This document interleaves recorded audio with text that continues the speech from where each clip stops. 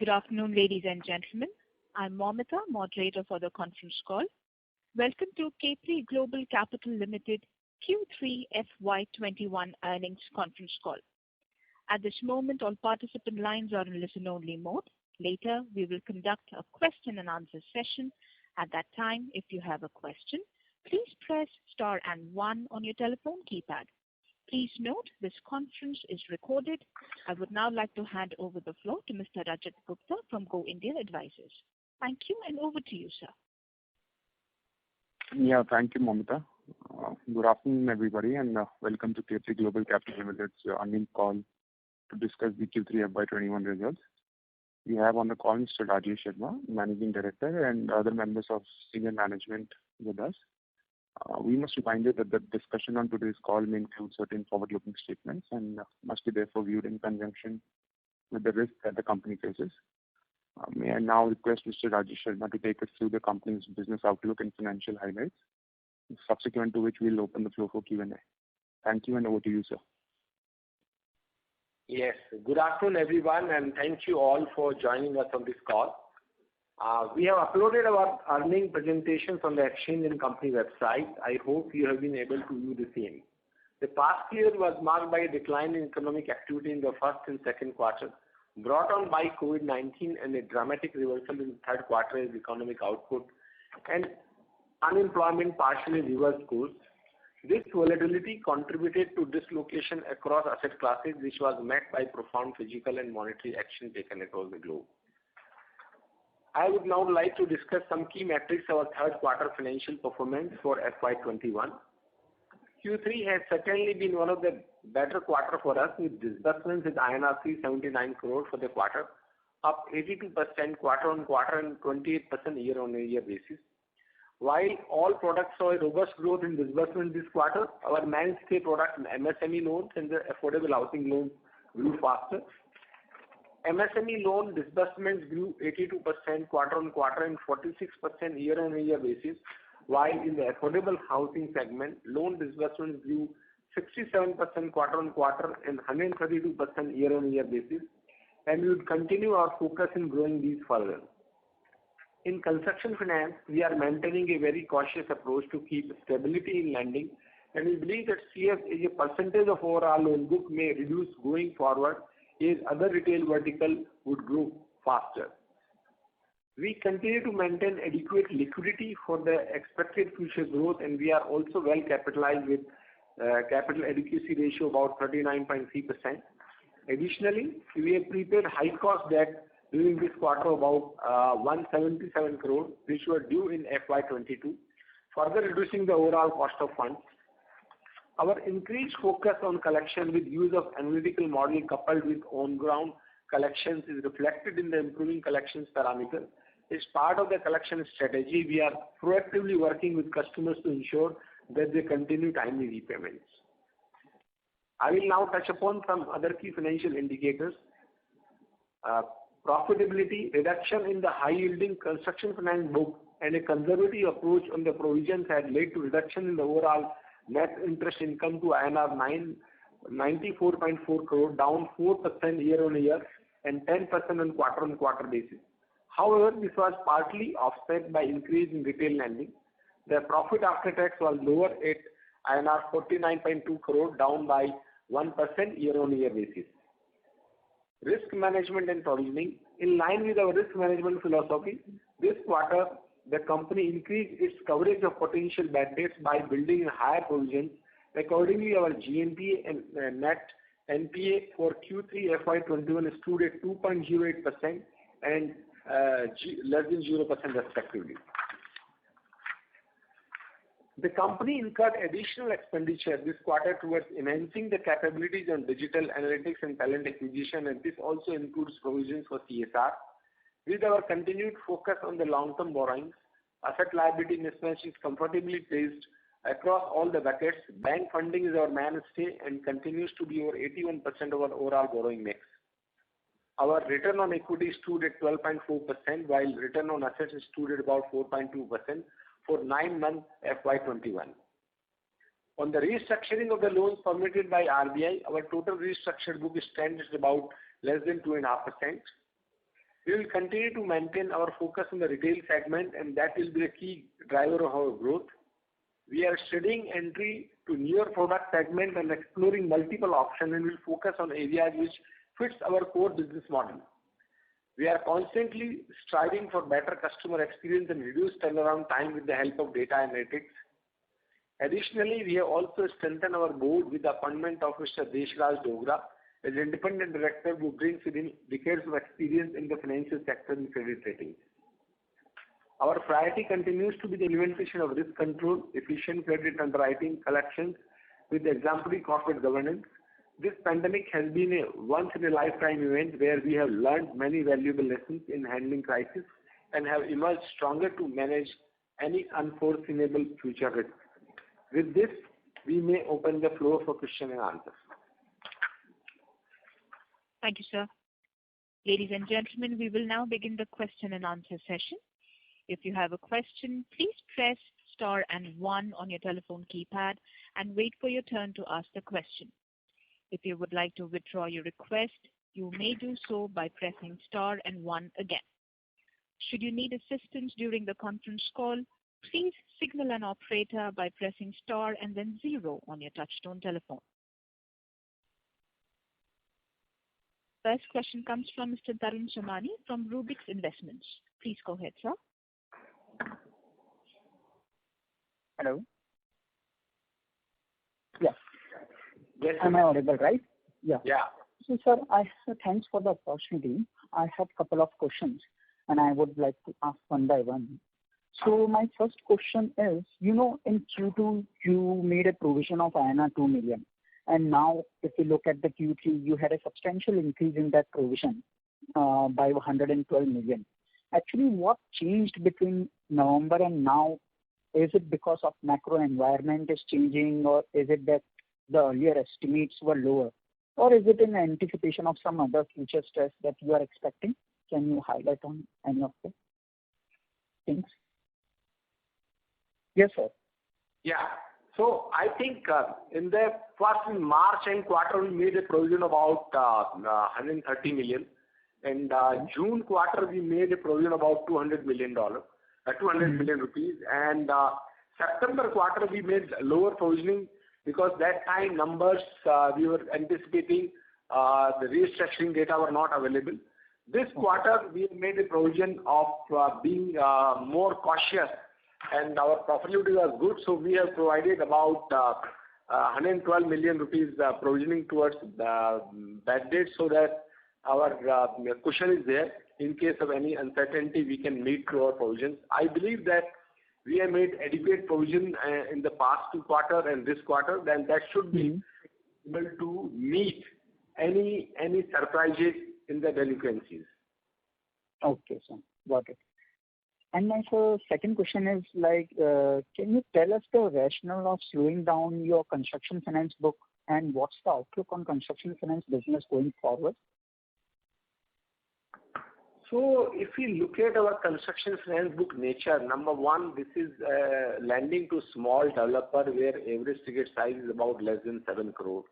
These are the developers who are building 4 to 7 story building, mainly lower ticket size of the apartment, ranging from 30 lakh rupees to 75 lakh rupees in cities like Pune, Vijayawada, Surat, Bangalore.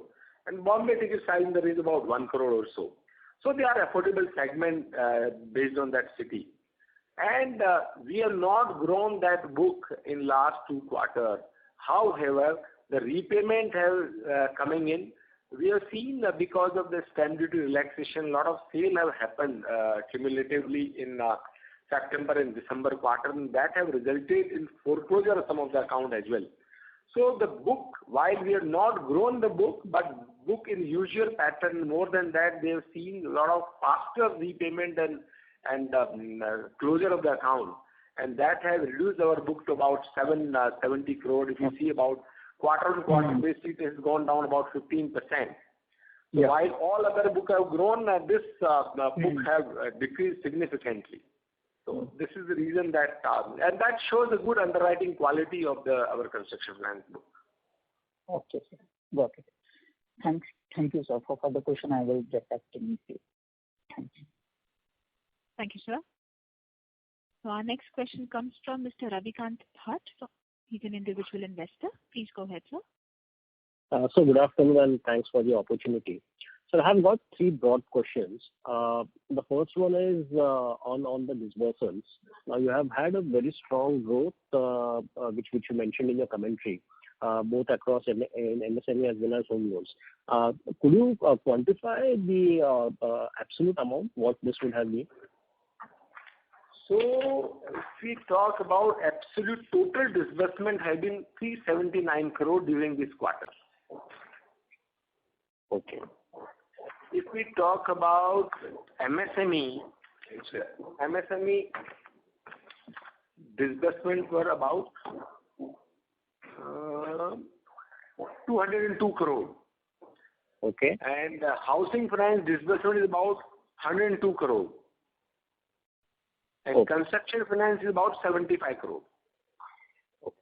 So broadly, you have had the same, a similar number in repayments, which is why your book has stayed flat, almost flat. I mean, it's down QOQ, and it's just about up 1% YOY. Is that right? Is that understanding right? Yes. So basically, in construction finance, there were more foreclosure, more repayment than the fresh disbursement. So that book has come down. In MSME book, on a closing basis, it grew about 5%. Home loan Right. It has grew 8%, but construction finance have degrown the book. So in overall basis, the book is about 3%. It has degrown. Understood. The contribution of degrowth have come only for construction finance, while MSME have grown and home loan have grown. Sure. So, sir, now that if you have been sharing the ALM slide since many quarters now, and you have always maintained higher inflows than outflows. So ALM has always had that positive gap. Going forward, I'm asking this more from a spread management perspective because you seem to have had a negative carry. Your borrowings have gone up, whereas your interest earning assets have stayed where they were. So how do you see this affecting your spreads or net interest margin, and whether what we have seen in Q3 is something where it will bottom out, or are you going to see a further decline before it stabilizes? So you are asking about the negative carry, the surplus fund we are carrying? Exactly, this is what you are asking? Yes, and I see your spreads seem to have also been affected. So how do you see this going forward? So I think the spread is not affected because spread is a function of what cost you borrow and what price you lend. And Right. This negative carry is basically about the fund we carry in mutual fund where they fetch a lower yield versus the cost of our borrowing. Since we, in the time which were a little tough, we have maintained a very, very high liquidity, about 1,200 crore rupees since last few months. And we have, being a conservative, we don't lend or park money in equity funds, or we are not given money other than the debt. So we have tried to minimize this negative carry. This negative carry normally is part and parcel when you maintain the high liquidity. But I think last quarter, because the interest rate have fallen steeply, and so there was negative carry. But going forward, I think our cost of fund is also coming down, and this negative carry will come down. But this is not never going to be zero, because any given point of time we are going to maintain the funds, and we always maintain the liquid and the debt fund, where the return is today currently in the range of about 6%, and our cost of fund is about 8.5%. So that will always remain unless, and we don't want to blend this money into risky which we are maintaining for liquidity purposes. So I think this is part and parcel of overall cost. Yeah. So, sir, this point is very well taken and understood. I think there's no doubt it was prudent to maintain whatever surplus liquidity that you maintain. My very limited question was, your spread has declined from 7.5 to 7%. It was even lower in Q3 last year. So do you think it will stay at 7% or dip a little bit or it may stabilize and improve from here on? That was my limited question. I absolutely appreciate you maintaining the kind of liquidity you are maintaining. Probably it was more than warranted for the times that we were passing through. But given that the spreads have declined 50 basis points QOQ, do you think they will stabilize or they can dip a bit and then kind of pick up from here? So if you notice that our book from 917 crore to 771 crore rupees in the construction finance book, and that is where, which is a high yield book which has come down, and that has resulted in the contraction in the spread. I don't think the spread will go further down, and further our cost of fund is getting reduced, so that should also improve it. And if we grow our overall book in that, construction finance book also will grow, not with that pace, but our spread, I think, will come back in the next quarter around 7.5%, and going forward, this spread can be maintained. Sure. And so one last question. Okay, I'm sorry. So I think that's understood. I was just looking at the impairment of financial instruments. I think that is taken as provisions in the presentation. That's answered. Thanks a lot, sir, and all the best for you for the next quarters. Thank you, sir. Ladies and gentlemen, if you have any questions, please press star and 1 on your telephone keypad. So our next question comes from Renish Bhuva from ICICI Securities. Please go ahead. Yeah, hi sir. Good afternoon, sir. Sir, couple of questions. So one is on our indirect retail finance book. So what I can see in our PPT is that it's been very volatile since past many quarters. I'm assuming this will be short-term in nature, and hence in one quarter if we didn't find the the opportunity to lend, I think that book will unwind very quickly, and that can impact the overall AUM growth. So what is the strategy to smoothen out this impact going ahead, sir? So indirect retail post IFS crisis, we have not grown that book. Earlier we were lending to smaller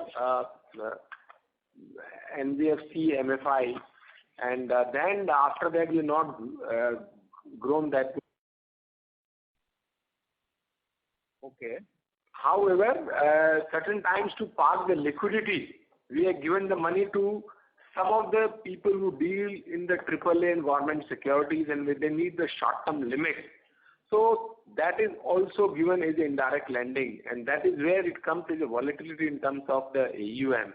Because suppose we have given against the PFC or REC bond 50 crore rupees, 100 crore rupees of limit for 45 days. So sometime quarter end show up, and once the repayment comes, that book completely goes away. So that is the reason it shows this volatility. Got it. So yes, sir. So I was just sort of thinking that so maybe the indirect retail finance is more of a opportunities lending, or it's a part of our center strategy? No, it is more of an opportunistic lending, and many times we use it to park our surplus funds also. Got it, sir. And sir, last question on the total provisioning buffer. So I think it's roughly around 40 crore or so. So do you think, sir, this provisioning buffer is enough to take care of any incremental steps which we can sort of start seeing from Q4 once this Supreme Court judgment comes? So I think we are taking the cognizance of the overall delinquency. We are not deciding our provisioning based on the Supreme Court guidance. So whatever way we think what could be the possible, and based on the cautious approach, we have been quite aggressive in providing in last 2 quarters, and again this next quarter also we will be providing basis how, but next quarter book is also going to grow. So I think provisioning part we have always been conservative. Currently I think our provisioning coverage ratio is almost 80%. So that is quite healthy. Right. But this gross NPA number will not capture the 9-month slippages, right, sir, because of this Supreme Court judgment? So maybe if you can share the pro forma numbers would be helpful. Okay. So I have my colleague Raj Ahuja, who is CFO. I would like you to answer this. Okay. Hi, Dinesh. We, as on December end, we have actually created the provision based on our own internal DPD calculations and not taking into account the Supreme Court order. And based on that, we have done the ECL provisioning. And so to that extent, we have been very aggressive in provisioning and not taking benefit of the Supreme Court order. Though for the disclosure purposes as defined by the Supreme Court, we are not declaring those cases as NPAs, and we are not, in our books also, we don't classify them as GNPA. For your benefit, the numbers basically are exactly on the similar lines as the last quarter. It has gone up from March, obviously, to some extent. Right. Our pro forma 90 days plus actual number stood at around 115 odd crore at group level versus 113 crores in September. So, This is on pro forma basis or this is on pro forma basis? Yes, this is on pro forma basis. So this is well within the line of the last quarter. March, this number stood at 95 crores, so it has gone up from that level, but not very significantly alarming increase. So 95 to 115 and 113 was in September. So that's the number we have in the NPA category. Got it. And sir, what would be the PCR on the stage 3 assets, if you can tell us? So on total at a group level, we have a PCR of 80%. And we do a ECL provisioning, and based on our security profile and our collection efficiency, we have roughly around different businesses has different ECL provisioning for the NPA bucket. So we have roughly around 24-25% weighted average PCR for the stage 3 assets. Got it, sir. Okay. That's it from my side, sir. Thank you. Thank you, sir. Ladies and gentlemen, if you have any questions, please press star and 1 on your telephone keypad. So our next question comes from Mr. Nalan Shah from NVS Brokerage. Please go ahead. Hi, sir. I just had a couple of questions. First, the AUM for the company is around the same range of 4,000 crores. So what are the plans for that going forward? So on the AUM, as you know, in all lending businesses, January to March quarter is always better among all the quarters. This quarter will be very good, and on an overall basis, we should be able to grow our book about 6 to 7% on a year-ending basis. Next year, we are already in process to add few branches, and coupled with that, I think next year our target is to grow the book about 25 to 30%. So next year will be a good year, full year. This year, as you know, March onwards, all the disbursements were stopped, and July and August onwards, when lockdown was eased, activity partially picked up, and October, November onwards, full-fledged business has started across urban and rural branches.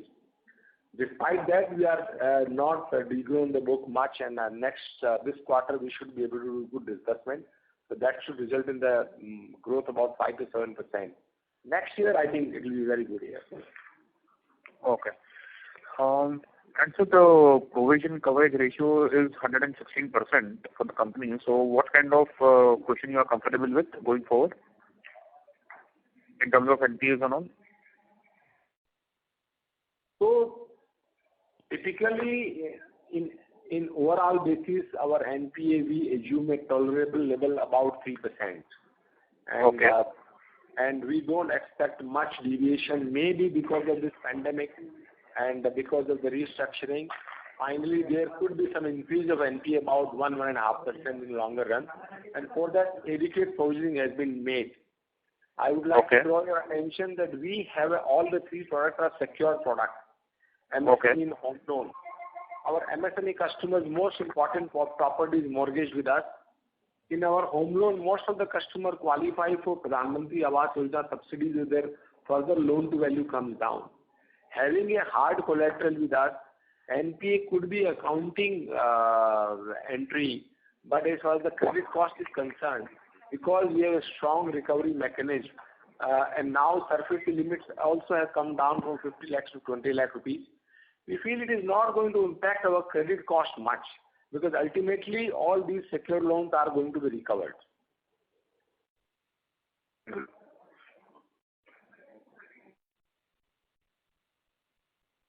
Is that answer your query, or you have? Yeah. Thank you. Thank you so much. Okay, thank you. Thank you, sir. Ladies and gentlemen, if you have any questions, please press star and 1 on your telephone keypad. The next question comes from Preeti Singh from Value Investments. Please go ahead. Yeah, hi, good afternoon. I just have a couple of questions. So my first question is, if we continue to lose customers to banks as their credit profile improves, how do we compete with the banks who are targeting the same segments and have much lower cost of funds? Like, are we getting adequate returns for the effort? And when will our CI ratio come down from the 35 to 40% levels? So normally our customer, which is in MSME affordable housing, are those customers who have a business, self-employed, but they do not have an adequate income proof. And these customers are normally stay with us anything between 4 to 6 years time, and then only they are able to migrate to the bank. Looking at the overall opportunity and the gap in this underserved customer, we are able to acquire good growth and good number of customers. And our customer which move to the bank for lower rate of interest and all, I think it is a good sign overall because our customers are acquired by the lenders after a period. They are able to demonstrate a good repayment track record. I believe the kind of gap this segment has, another 7 to 10 years, there is a good growth opportunity to cater to this market. Parallelly, we are already in process. We are already in discussion with a couple of good consulting firms to identify the new product in the same geography, same kind of customer we can add on. And that will help us to do the cross-selling to our existing customer, our ability to retain them for longer and add new product and improve our margin by reduce cost of acquisition of the customers. So with the increase in the bouquet of the offering, we should be able to grow our overall book as well. And I think it is a huge segment. I think we need many more companies like us to cater to this market. Okay. And I have another question. So your team does not have enough NBFC experience. And so are we looking to hire a business CEO with NBFC background? So we have a good number of people on the business, credit risk, collection side who have done the similar work in last 15, 20 years. We have people who have been hired from AU. We have people who have been hired from ICICI Bank, Kotak Bank, and L&T Finance and all. So I think we have good mix of the team from Aadhar. Our risk head comes from Aadhar. He was in Aadhar for more than 10 years. Now he's with us almost about this 4th year. We have business head from AU, which is done in the AU in Grey Finance more than 15 years. He's with us. So at senior level, we have all the people who have done the similar business during their previous instance with their employer. So I do not think there is any lack of experience with the team which is doing the business collection, credit underwriting. Okay. Thank you so much. I think I got it. That's all from my side. Thank you. Okay. Thank you. Ladies and gentlemen, if you have any questions, please press star and 1 on your telephone keypad. So our next question comes from Radhika Loya from Mirae Asset. Please go ahead. Hi, good afternoon. So just 2 questions from my end. If you could give some color on your stage 1 and stage 2 assets. And the second question would be if you've done any restructuring till date. So I'll ask my colleague Raj to answer this. Good afternoon, Radhika. Our stage 1 and stage 2 assets obviously have moved in quarter 3 versus quarter 2. In quarter 2, we had the privilege of moratorium, which went on till August. And September, when the moratorium was lifted, so we had only 30 days in that quarter for the stage to move. With that, we have seen a sudden increase in the stage 2 assets in the current quarter. We have actually increased it from 400 and sorry, just 1 minute.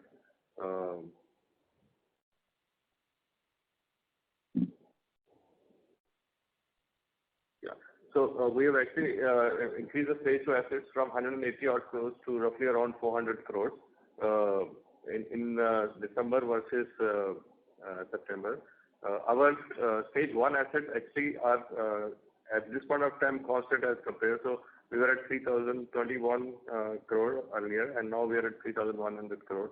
So this is more or less in line with the industry, and we are not, and this is in line with the pre-COVID levels also. We had similar around 400 crore levels, which is roughly around 10% of the book in the stage 2 in the past also. And so September 2 was aberration, but September 3 we have caught up back to around 10% of our book in lying in the stage 2 line.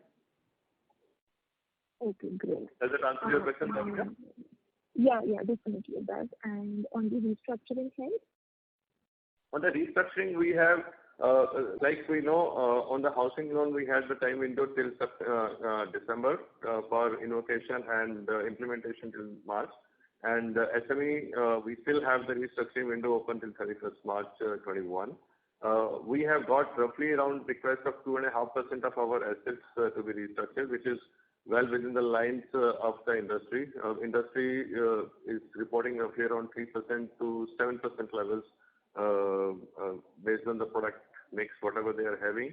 And we are at 2.5% now, and by March we are expecting another 1.5%. So I think we will end up with more or less 4% around book in the restructuring zone. In December, and we were at around 2.5% of our total book under where we have received requests for restructuring. And we intend to close the implementation by 31st March as per the RBI deadline. Okay. That was very much useful. Thank you so much for teaching us. Thank you, Radhika. Thank you. Ladies and gentlemen, if you have any questions, please press star and 1 on your telephone keypad. So our next question comes from Mr. Bunty Chawla from ICICI Bank. Please go ahead. Thank you, sir. Thank you for giving me the opportunity. And sorry, I have joined late if I am repetitive for that. So if you can share the stage 3 numbers, which you have already highlighted, perform around 115 crores.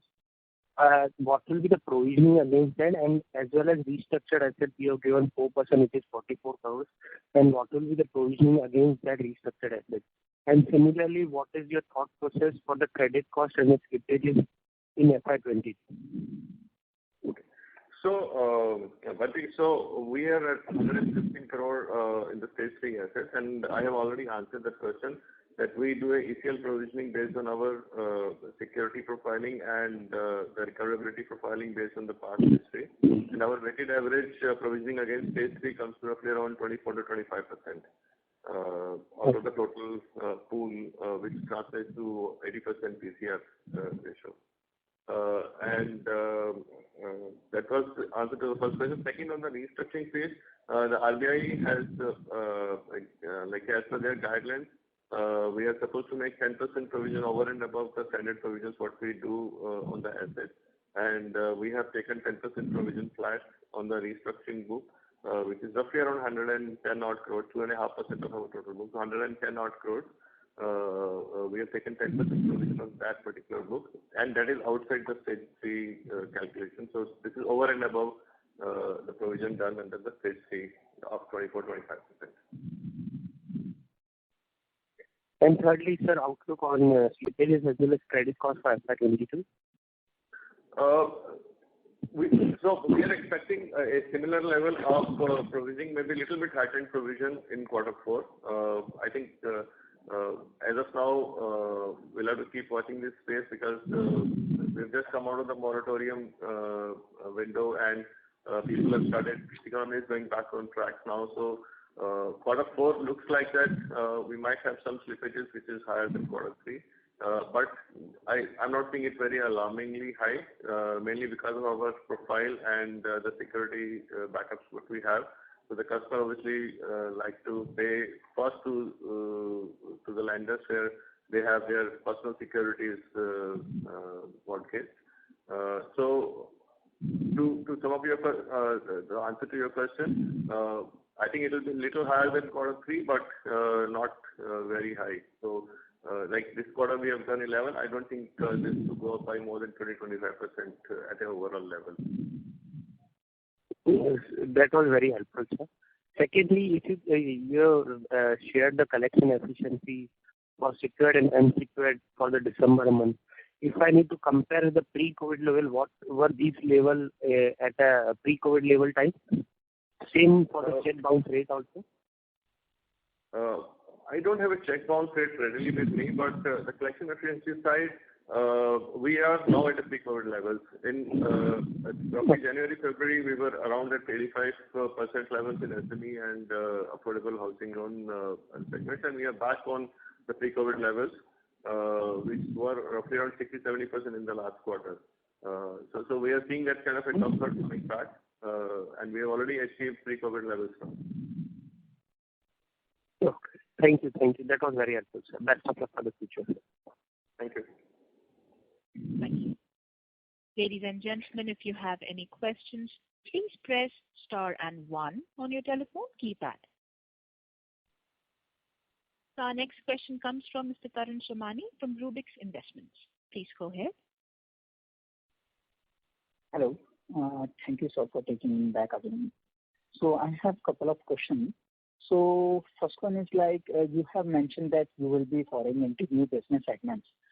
So can you enlighten us a bit more on to like what particular business segments or geography are you targeting? And would it mean that you would slow down on the existing business verticals like MSME or affordable housing?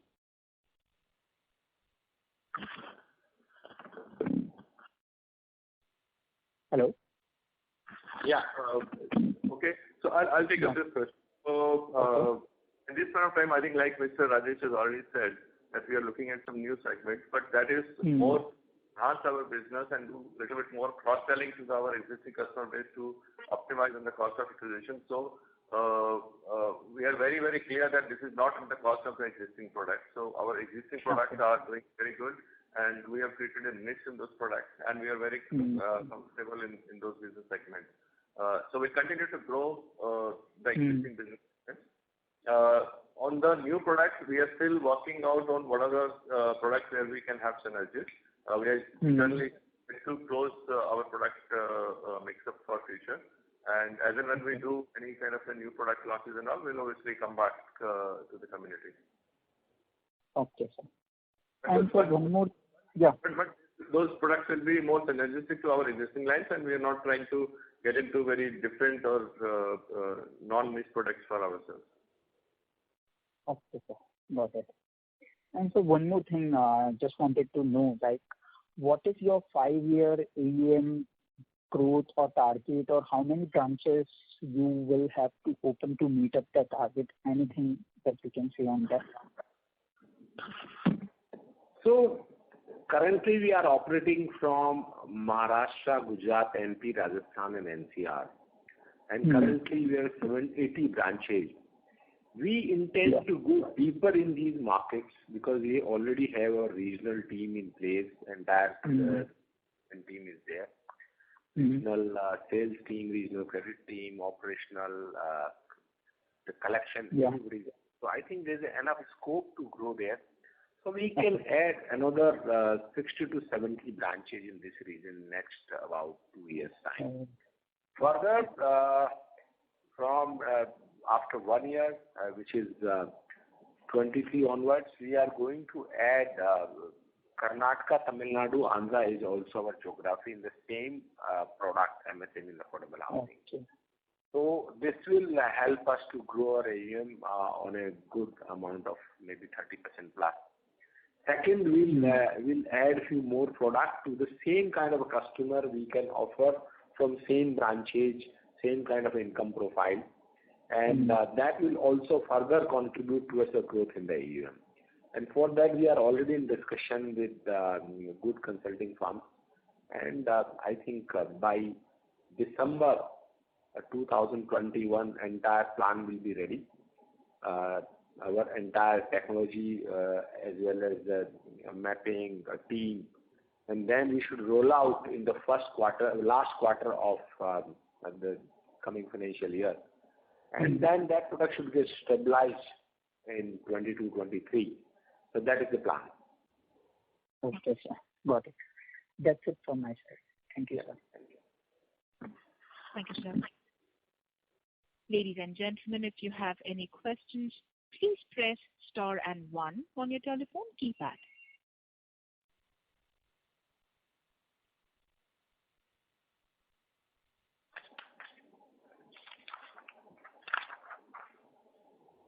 So that was the last question for the day. Now I hand over the floor to Mr. Rajesh Sharma for closing comments.